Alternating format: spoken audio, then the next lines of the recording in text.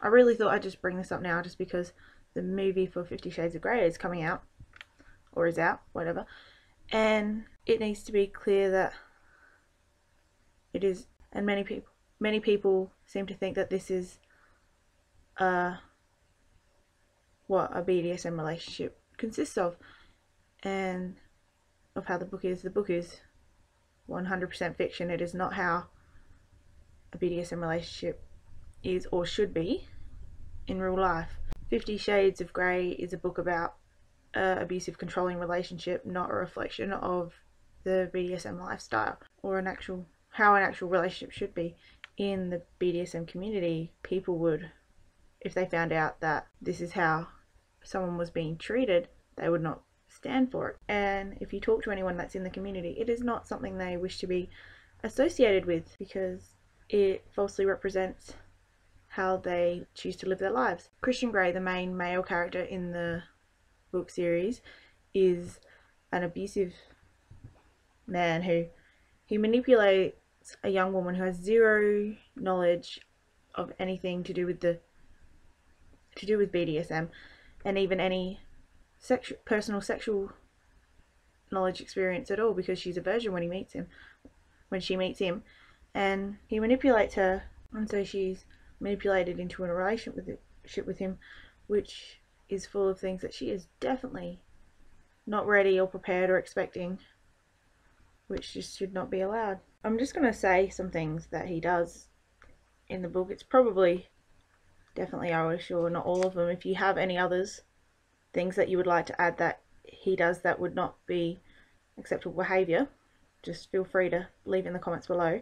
But he ignores and overrides attempts at negotiation when they're discussing limits and things like that. They go into oracle play without a safe word, since she does not, at the start, she does not even know what a safe word is. She doesn't know anything about that because she's never been involved in any part of that sort of lifestyle. And even once a safe word does exist, there are times where he ignores, when she uses it, and he ignores it. He gives her the ultimatum as that either we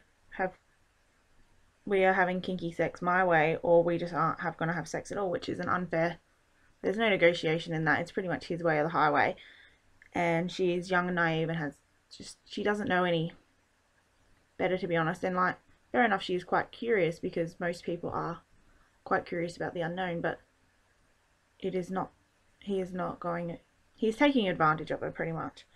He threatens and stalks her. He prevents her from discussing their relationship with anyone else, and is very controlling in other aspects of her personal life, such as, you know, he chooses what car she is to drive.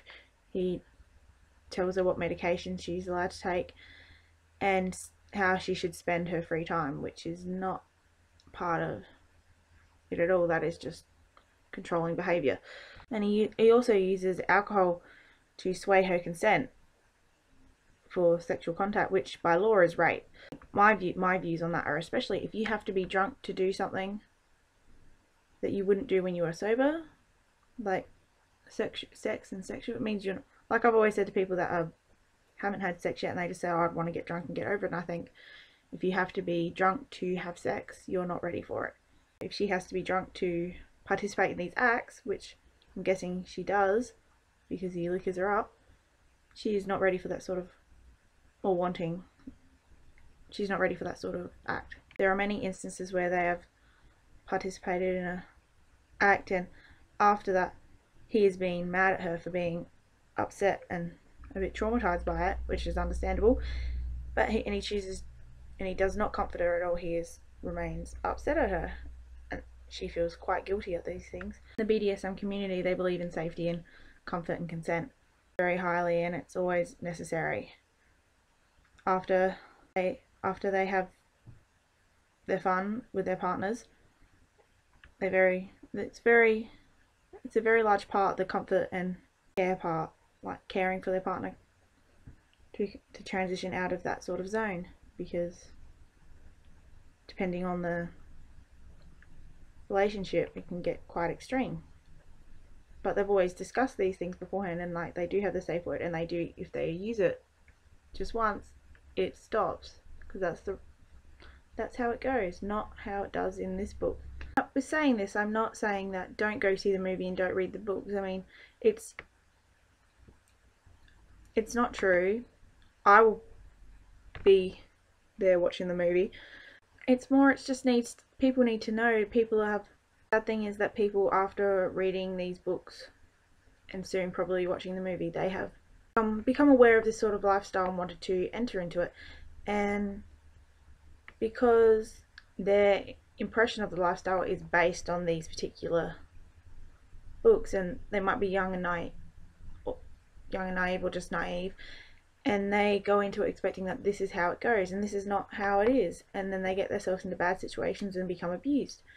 And there has been studies on it. Like, I found one news thing to the studies down below. Readers were 25% more likely to have a partner who yelled and swore at them and dictated things like that. And after reading 50 Shades of Grey and thinking that this is okay, this is a sort of lifestyle, this is not how a relationship works unless there has been long discussions well beforehand, and this is how they have decided, which, to the extremes in this book, I doubt that would happen very often. There are probably some. There's always the exception, isn't there? I'm not saying don't read it. It's quite healthy to read, express these sort of fantasies and stuff like that, but it's fantasy. It's not a true reflection of how it would be, how it is in the actual BDSM community. And I think if you are a person that is interested in entering sort of a lifestyle or experimenting with that sort of lifestyle, to do some more thorough research and not just take it as it seems to be in this book.